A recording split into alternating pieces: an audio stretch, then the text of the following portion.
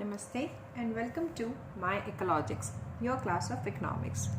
तो आज हम इकोनॉमिक्स के लॉजिक्स क्लियर करेंगे। सबसे पहले टॉपिक इकोनॉमिक्स एंड इकोनॉमी के, जिसे हम अर्थशास्त्र और अर्थव्यवस्था भी कहते हैं। यह है हमारा लेक्चर नंबर 1 और हम इसमें कवर करेंगे topics important terms, definition of economics, essence of economics and branches of economics. यही टॉपिक आप हिंदी में भी चेक कर सकते हैं। सबसे पहले आते हैं इम्पॉर्टेंट टर्म्स पर। तो ये इम्पॉर्टेंट टर्म्स जो हम आज समझने वाले हैं, ये हमारे सब्जेक्ट के कीवर्ड्स भी हैं। सबसे पहला अगर इम्पॉर्टेंट टर्म हम देखें तो वो है इकोनॉमिक्स। तो मैं आपकी जानकारी के लिए ये बता दूँ डियर स्टूडेंट्स कि इकोनॉमिक्स को क्वीन ऑफ सोशल साइंसेस भी कहा जाता है। तो एक बहुत ही सुंदर सब्जेक्ट है इकोनॉमिक्स। आइए समझते हैं इसका मीनिंग। तो ये ओरिजिनेट हुआ है 2 ग्रीक वर्ड से। पहला है ओइकोस यानी हाउस होल्ड और दूसरा है नेमन यानी कि मैनेजमेंट। दोनों साथ में मिलकर इकोनॉमिक्स को मीनिंग देते हैं हाउस होल्ड मैनेजमेंट। और साथ में ही इकोनॉमिक्स के लिए कहा जाता है कि वो एक साइंस है। साइंस यानी कि वो जो कहता है वो प्रूफ भी कर सकता है। सो इकोनॉमिक्स साइंस है ह्यूमन बिहेवियर से रिलेटेड, जो बात करता है अलोकेशन ऑफ स्केयर्स मीन्स के बारे में। सो अलोकेशन का मतलब है यहाँ पर डिस्ट्रीब्यूशन, स्केयर्स का मतलब जिसकी कमी है, और मीन्स यानी कि रिसोर्सेज। तो ये जो रिसोर्सेज जो कि स्केयर्स हैं, उन्हें कैसे डिस्ट्रीब्यूट किया गया एक इकोनॉमी में, उसको समझते हैं हम इकोनॉमिक्स में। और ये डिस्ट्रीब्यूशन किस तरीके से हुआ है जिससे हर एक पार्टी कोई ना कोई बेनिफिट डिराइव कर रही है। तो वो पार्टीज कौन है?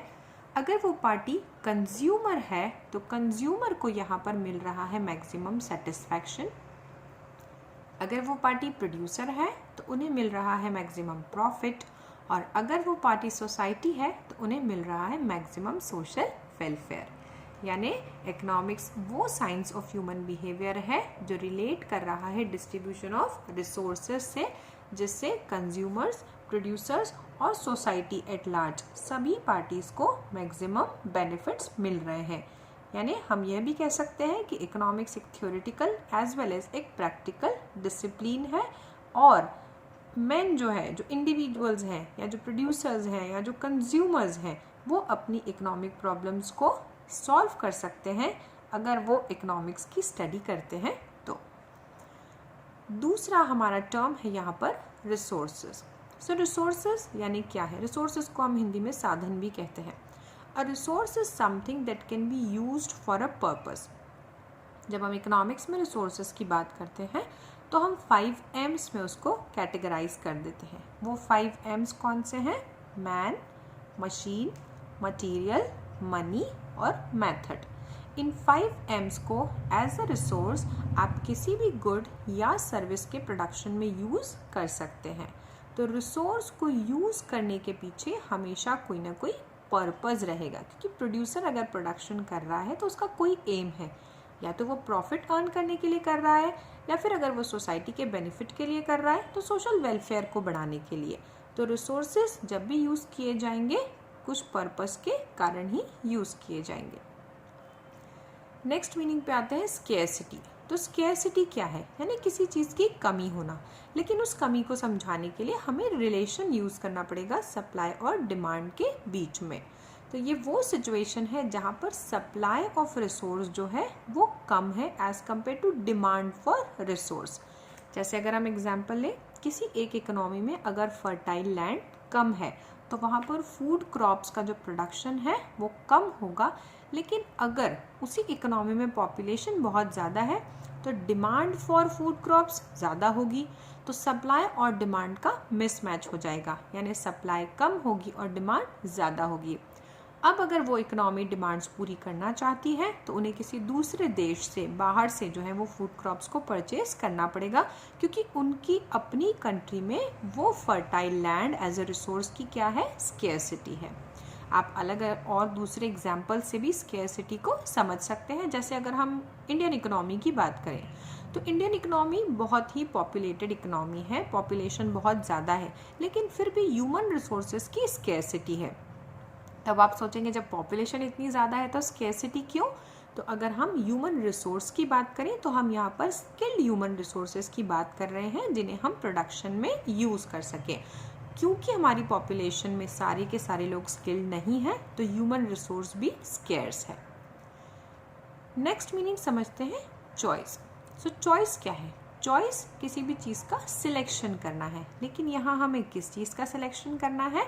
तो हमें सिलेक्शन करना है जो लिमिटेड ऑल्टरनेटिव्स हैं किसी भी रिसोर्स को यूज़ करने के, उसमें से कौन सा ऑल्टरनेटिव हम सिलेक्ट करते हैं। जैसे फॉर एग्जांपल अगर हम हमारे घर का एग्जांपल लें तो हमारे घर में हम मिल्क के कई सारे यूजेस ले सकते हैं, जैसे tea, coffee, curd, paneer etcetera. अब जब अभी आपको यूज़ करना है उस रिसोर्स को, तब आप सोचेंगे कि इन सारे ऑप्शंस में से अभी फ़िलहाल आपकी ज़रूरत क्या है। तो उस समय आप क्या कर रहे हैं? आप चॉइस कर रहे हैं, क्योंकि वो जो रिसोर्स है वो लिमिटेड अवेलेबल है, प्लस उसके ऑल्टरनेटिव्स भी हैं। तो उस लिमिटेड रिसोर्स को मैक्सिमम यूटिलाइज करने के लिए उसके अवेलेबल ऑल्टरनेटिव्स में से जो बेस्ट सूट होता है आपके सर्कमस्टांसेस के अकॉर्डिंग, अब जब उसको सिलेक्ट करते हैं तो वो कहलाता है चॉइस। नेक्स्ट मीनिंग समझते हैं इकोनॉमी, अर्थव्यवस्था। सो इकोनॉमी क्या है? तो इकोनॉमी एक सिस्टम है। तो अगर हम इसे राजा और प्रजा के हिसाब से समझें तो जो राजा हो गए वो क्या हुए? यहाँ पर वो सिस्टम हुए। वो किसके लिए काम कर रहे हैं? प्रजा के लिए। वैसे ही अगर हम अभी के कॉन्टेक्स्ट में समझें तो जो गवर्नमेंट है वो एक सिस्टम है। गवर्नमेंट क्या है? एक एडमिनिस्ट्रेटिव मशीनरी है जिसमें अलग अलग बॉडीज़ है, जैसे कि central government, state government, parliament. ये सब क्या करते हैं? ये सब काम करते हैं किन के लिए? पीपल के लिए, यानी आम जनता के लिए, हमारे लिए। सो ये हमें क्या प्रोवाइड करते हैं? They provide us the means to earn a living. Means का मतलब यहाँ पर है रिसोर्सेज, यानी गवर्नमेंट इंश्योर करती है कि जो आम जनता है, जो जनरल पब्लिक है, उनके पास रिसोर्सेज हों, यानी कि वो अलग अलग एम्प्लॉयमेंट में एंटर हो सके और अपनी लिविंग अर्न कर सके, यानी कि मनी इनकम को अर्न कर सके। सो ये एक इकोनॉमी हुआ जहाँ पर ये सिस्टम ऑपरेट होता है। नेक्स्ट मीनिंग है इकोनॉमिक एक्टिविटीज़। तो वो सारी एक्टिविटीज़ जो प्रॉफिट या मनी को अर्न करने के लिए किया जाता है वो इकोनॉमिक एक्टिविटीज़ है। और इसी के ऑपोजिट अगर आपने सोशल वेलफेयर के लिए कोई एक्टिविटी कैरी ऑन किया है तो वो नॉन इकोनॉमिक एक्टिविटी होगा। कुछ बेसिक इकोनॉमिक एक्टिविटीज़ को अगर हम समझें तो वो है प्रोडक्शन, कंजम्पशन और डिस्ट्रीब्यूशन। सो प्रोडक्शन जिसमें हम कन्वर्जन कर रहे हैं रॉ मटेरियल का फिनिश गुड्स या सर्विसेज में। कंजम्पशन जो कि कंज्यूमर्स करते हैं गुड्स या सर्विसेज का सेटिस्फैक्शन रिसीव करने के लिए। और डिस्ट्रीब्यूशन जो रिलेट करता है फैक्टर्स ऑफ प्रोडक्शन को रिवॉर्ड देने के लिए, या फिर जो गुड्स और सर्विसेज प्रोड्यूस हुए उन्हें प्लेस ऑफ प्रोडक्शन से प्लेस ऑफ कंजम्पशन तक पहुंचाने के लिए। नेक्स्ट मीनिंग है फैक्टर्स ऑफ प्रोडक्शन। ये आप पहले से जानते हैं। सो आपके पास कितने फैक्टर्स होते हैं? Land, labour, capital and entrepreneur. 4 factors होते हैं। तो ये फैक्टर्स क्या हैं? ये रिसोर्सेज हैं जिन्हें हम अलग अलग गुड या सर्विसेज को प्रोड्यूस करने के लिए यूज़ करते हैं। जब ये चारों फैक्टर्स अपनी सर्विसेज एक प्रोड्यूसर को देते हैं तो उनके बदले में, उनके रिटर्न में उन्हें रिवॉर्ड्स यानी कि इनकम्स मिलती है। लैंड को मिलता है रेंट, लेबर को वेजेस एंड सैलरीज, कैपिटल को इंटरेस्ट और एंटरप्रेन्योर को प्रॉफिट। तो ये फैक्टर्स हम यूज़ करते हैं। इसमें लेबर जो है यहाँ पर most active factor of production माना जाता है। आइए अब समझते हैं definition of economics. So economics की डेफिनेशंस को 4 अलग अलग पार्ट्स में डिवाइड किया गया है। अगर हम डेफिनेशन और मीनिंग में कंपैरिजन करें तो मीनिंग हम अपने खुद के वर्ड्स में, अपनी खुद की लैंग्वेज में लिख सकते हैं, लेकिन डेफिनेशन हमको same words, same sentence construction के साथ लिखनी होती है और डेफिनेशन किस पर्सन ने दी है उनका नाम भी साथ में हमें अटैच करना होता है। सो हमारी डेफिनेशंस डिवाइडेड है 4 अलग अलग पार्ट्स में। वेल्थ सेंटर्ड यानी धन संबंधी, वेलफेयर सेंटर्ड यानी कल्याण संबंधी, स्केर्सिटी सेंटर्ड यानी दुर्लभता संबंधी और ग्रोथ सेंटर्ड यानी विकास संबंधी। तो समझते हैं सबसे पहली definition, wealth centred definition. Wealth centred definition Adam Smith ने दी है। Adam Smith is also called as father of economics. और ये डेफिनेशन फर्स्ट टाइम उन्होंने अपनी बुक वेल्थ ऑफ नेशंस में दिया था। सो एडम स्मिथ कहते हैं इकोनॉमिक्स क्या है? It is an inquiry into the nature and causes of wealth of nations. So यहाँ पर इस डेफिनेशन में वेल्थ को सेंटर पॉइंट माना गया है इकोनॉमिक्स स्टडी का, और वेल्थ को फर्स्ट प्रायोरिटी दी गई है और मैनकाइंड को सेकंड प्रायोरिटी दी गई है। साथ ही साथ पे ये भी कहते हैं कि इकोनॉमिक्स का मेन एम जो है वो है ज़्यादा से ज़्यादा वेल्थ को प्रोड्यूस करना। सो क्योंकि ये डेफिनेशन वेल्थ सेंटर्ड रही तो इसे कई सारे लोगों ने क्रिटिसाइज किया गया और इसकी कई सारी आलोचना हुई। इसके कारण ही हमें मिलती है दूसरी डेफिनेशन जो है welfare centred definition. Centred definition जो मार्शल ने दी है वो बात करती है इकोनॉमिक्स में as a study of mankind in the ordinary business of life, यानी ह्यूमन बींग्स अपने ऑर्डिनरी बिजनेस ऑफ लाइफ की जो भी कैरी ऑन कर रहे हैं उसकी स्टडी जब हम करते हैं तो वो इकोनॉमिक्स है।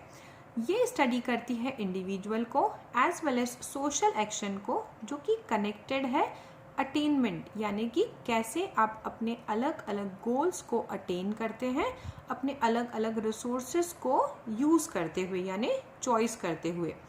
इस तरीके से ये एक साइड पर तो स्टडी ऑफ वेल्थ हुई और दूसरी और मोर इम्पॉर्टेंट साइड पर ये स्टडी ऑफ मैन हुई। सो मार्शल की डेफिनेशन क्या बोलती है? ये फोकस कर रही है जनरल बिजनेस ऑफ ह्यूमंस पे। इसका फोकस है अपलिफ्टमेंट ऑफ वेलफेयर, क्योंकि यहाँ पर सिर्फ इंडिविजुअल ही नहीं सोसाइटी को भी इंक्लूड किया गया है। इस डेफिनेशन में एक सुपीरियर प्लेस दिया गया है ह्यूमंस को over wealth. At the same time human activities और सोशल एक्टिविटीज़ दोनों को लेकर के चला गया है। सो मार्शल की डेफिनेशंस जो है वो वेलफेयर सेंटर्ड यानी कल्याण संबंधी हुई, जिसमें वेल्थ को प्रायोरिटी नहीं दे करके मैन को प्रायोरिटी दिया गया है। नेक्स्ट डेफिनेशन अगर हम समझें तो वो है स्केर्सिटी सेंटर्ड डेफिनेशन। ये डेफिनेशन दिया है रॉबिन्स ने। रॉबिन्स कहते हैं इकोनॉमिक्स एक साइंस है जो ह्यूमन बिहेवियर को स्टडी करता है as a relationship between ends and scarce means. तो यहाँ आपके सामने दो नए शब्द आए हैं, एंड्स और मीन्स। एंड्स का मतलब यहाँ पर वांट्स से है, वो वांट्स जो कि अनलिमिटेड है, और मीन्स का मतलब यहाँ पर रिसोर्सेज से है। सो रिसोर्सेज की यहाँ पर दो कैरेक्टरिस्टिक्स यूज़ किए हैं। एक तो पहला वो स्केर्स है यानी उसकी कमी है, और दूसरा उसके ऑल्टरनेटिव यूजेस हैं यानी एक से ज़्यादा जगहों पर उसे यूज़ किया जा सकता है। तो रॉबिन्स की डेफिनेशन फोकस करती है ह्यूमन वांट्स पर जो कि अनलिमिटेड है और रिसोर्सेज पर जो कि लिमिटेड है, और एट द सेम टाइम ये स्टडी करती है कि कैसे ह्यूमंस जो हैं इन अनलिमिटेड वांट्स को सेटिस्फाई करते हैं लिमिटेड रिसोर्सेज से। सो यहाँ पर वेलफेयर से मूव होकर के ये डेफिनेशन कहाँ चली गई? स्केर्सिटी और चॉइस पर। नेक्स्ट डेफिनेशन है हमारे पास में ग्रोथ सेंटर्ड डेफिनेशन। अब अगर हम आज के मॉडर्न एरा की बात करें तो हम देखेंगे कि हर एक इकोनॉमी क्या चाहती है। हर एक इकोनॉमी ग्रोथ चाहती है, चाहे वो इनकम इंक्रीज करके हो, प्रोडक्शन इंक्रीज करके हो, या फिर एम्प्लॉयमेंट इंक्रीज करके। तो इस समय में जो डेफिनेशंस मार्शल या रॉबिन्स ने दी है वो हमें उतनी ज़्यादा फ्रूटफुल या एप्लीकेबल नहीं लगती है। इसीलिए अगर हम उस कॉन्टेक्स्ट में देखें तो सैमुअल्सन की डेफिनेशन हमें ज़्यादा इम्पॉर्टेंट लगेगी। ये ग्रोथ सेंटर्ड है क्योंकि ये विकास संबंधी है। इस डेफिनेशन में सैमुअल्सन ने फोकस किया है कि ह्यूमन वांट्स जो अनलिमिटेड हैं और रिसोर्सेज जो कि लिमिटेड हैं, कैसे उन दोनों के बीच में एडजस्टमेंट बनाया जाए ताकि प्रॉब्लम ऑफ चॉइस जो है वो यहाँ पर सॉल्व किया जा सके। दूसरी बात, सैमुअल्सन ने ये भी कहा है कि इस डेफिनेशन का बहुत ही वाइडर स्कोप है क्योंकि वो यहाँ पर बात कर रहे हैं विथ और without the use of money, यानी ये एप्लीकेबल है दोनों बार्टर एक्सचेंज और मनी एक्सचेंज में। तो इस डेफिनेशन में सैमुअल्सन क्या कहते हैं? इस डेफिनेशन में वो बता रहे हैं कि इकोनॉमिक्स बेसिकली एक स्टडी है जिसमें हम ये देखेंगे कि पीपल और सोसाइटी कैसे उन स्केर्स रिसोर्सेज को यूज़ करते हैं जिनके ऑल्टरनेटिव यूजेस हैं, और उस यूज़ के बाद जो भी गुड्स या कमोडिटीज़ वो प्रोड्यूस करते हैं और उन्हें डिस्ट्रीब्यूट करते हैं सोसाइटी में, किस पर्पस के लिए? कंजम्पशन के लिए। और वो कंजम्पशन सिर्फ अभी नहीं हो रहा है, वो फ्यूचर में भी हो रहा है। तो क्योंकि यहाँ पर फ्यूचर की बात हो रही है, इसीलिए इसे ग्रोथ सेंटर डेफिनेशन भी कहा गया है। इसको एक एग्जाम्पल से समझे। मान लेते हैं एक फार्मर है और उसके पास एक लैंड है जिसपे वो अलग अलग तरह की क्रॉप्स ग्रो कर सकता है। तो उसने डिसाइड किया कि वो उस पर वीट प्रोड्यूस करना चाहता है। तो उस लिमिटेड रिसोर्स को यूज़ करने का अलग अलग ऑप्शंस में से फार्मर ने एक ऑप्शन चूज़ किया। अब जब वो वीट प्रोड्यूस करता है तो वो खुद के लिए ही वीट प्रोड्यूस नहीं कर रहा है, सोसाइटी के लिए भी प्रोड्यूस कर रहा है, जिसको वो उनमें डिस्ट्रीब्यूट कर देगा। अब वो जब वो वीट प्रोड्यूस हुआ है तो क्या वो जब प्रोडक्शन होकर के कट होकर के आया तभी कंजम्पशन में आ जाएगा? नहीं, वो तब भी कंज्यूम होगा और फ्यूचर में भी कंज्यूम होगा। तो इस कारण से हम इसको ग्रोथ सेंटर डेफिनेशन बोलेंगे, जहाँ पर एक प्रोड्यूसर फोकस्ड कर रहा है उसके जो लिमिटेड रिसोर्सेज हैं उससे मैक्सिमम प्रोडक्शन करने की, ताकि वो सोसाइटी को डिस्ट्रीब्यूट कर सके और कंजम्पशन अभी भी हो और फ्यूचर में भी हो सके। नेक्स्ट टॉपिक समझते हैं essence of economics. So essence of economics समझने के लिए हमें दो चीज़ों का रिलेशन समझना होगा, और वो दो चीज़ें हैं अनलिमिटेड वांट्स और लिमिटेड रिसोर्सेज। अगर हम सर्कल को देख के कंपेयर करें तो हमें वांट्स का सर्कल बड़ा दिखाई देगा और रिसोर्सेज का छोटा, क्योंकि वांट का सबसे बड़ा कैरेक्टरिस्टिक है दे आर अनलिमिटेड, यानी जैसे ही आप एक वांट को सेटिस्फाई करेंगे दूसरी वांट खड़ी हो जाएगी। लेकिन रिसोर्सेज का क्या कैरेक्टरिस्टिक है? दे आर लिमिटेड और दे आर स्केर्स। अब वो लिमिटेड या स्केर्स क्यों हैं? तो वो इसलिए भी है क्योंकि उनके ऑल्टरनेटिव यूजेस हैं, यानी एक से ज़्यादा यूज़ में आप उसको ला सकते हैं। या फिर वो लिमिटेड इसलिए भी है क्योंकि वो अनइक्वली डिस्ट्रीब्यूटेड है, यानी अगर हम अलग अलग देशों में अलग अलग नेशंस में बात करें तो मदर नेचर ने सबको अलग अलग रिसोर्सेज दिए हैं। तो क्योंकि रिसोर्सेज लिमिटेड हैं, स्केर्स हैं, उनके ऑल्टरनेटिव यूजेस हैं और वो अनइक्वली डिस्ट्रीब्यूटेड हैं, तो कभी भी वो रिसोर्सेज कम ही रहेंगे हमारी अनलिमिटेड वांट्स को सेटिस्फाई करने के लिए। इसी कारण से खड़ा होगा यहाँ पर प्रॉब्लम ऑफ चॉइस। ये जो प्रॉब्लम ऑफ चॉइस है यही है हमारा एसेंस ऑफ इकोनॉमिक्स, और यही प्रॉब्लम जो है वो यहाँ पर बर्थ देता है स्टडी ऑफ इकोनॉमिक्स को। ये प्रॉब्लम ऑफ चॉइस बेसिकली एक हार्मनी भी एस्टैब्लिश कर रहा है लिमिटेड रिसोर्सेज और अनलिमिटेड वांट्स के बीच में। तो यही प्रॉब्लम ऑफ चॉइस हमें हेल्प करता है इकोनॉमिक्स को स्टडी करने में, और ये बताता है कि कैसे ह्यूमंस डिपेंड करते हैं इंटेंसिटी पे और प्रायोरिटाइज करते हैं अलग अलग वांट्स को और डिवाइड करते हैं रिसोर्सेज को उन वांट्स को सेटिस्फाई करने में। तो अब ये नेक्स्ट है आपका ब्लैंक स्पेस गेम। यहाँ पर आप स्क्रीन को पॉज करेंगे और देखेंगे कि 12 ब्लैंक्स हैं। तो ये है हमारे इस चैप्टर का रिवीजन। सो करना क्या है? इन 12 ब्लैंक्स के आंसर आपको कहीं पर नोट करके रखना है, और जब हम अगला लेक्चर यानी कि लेक्चर नंबर 2 में आएंगे तब हम सबसे पहले ये सारे आंसर्स डिस्कस करेंगे। अगर आप ध्यान देंगे तो ये जितने भी ब्लैंक्स हैं ये मोर ओवर वो सारे कीवर्ड्स हैं जो आपको याद करना बहुत ही ज़रूरी है किसी भी सब्जेक्ट को समझने के लिए। ये कीवर्ड्स हैं हमारी इकोनॉमिक्स की वोकैबुलरी जो हमें क्लियर होना चाहिए। अभी तक हमने जितने भी टॉपिक्स यहाँ पर कवर किए हैं ये ब्लैंक स्पेस गेम उन सारे टॉपिक्स को कवर करता है। तो आपको रिमाइंड कराने के लिए मैं आपको ध्यान दिला दूँ, हमने आज टॉपिक्स कवर किया important terms, definition of economics, essence of economics and branches of economics. I hope इस गेम से आप वो सारी टर्मिनोलॉजीज, वो सारे कीवर्ड्स रिवाइज कर पाएंगे और इसके आंसर्स चेक करेंगे नेक्स्ट लेक्चर में।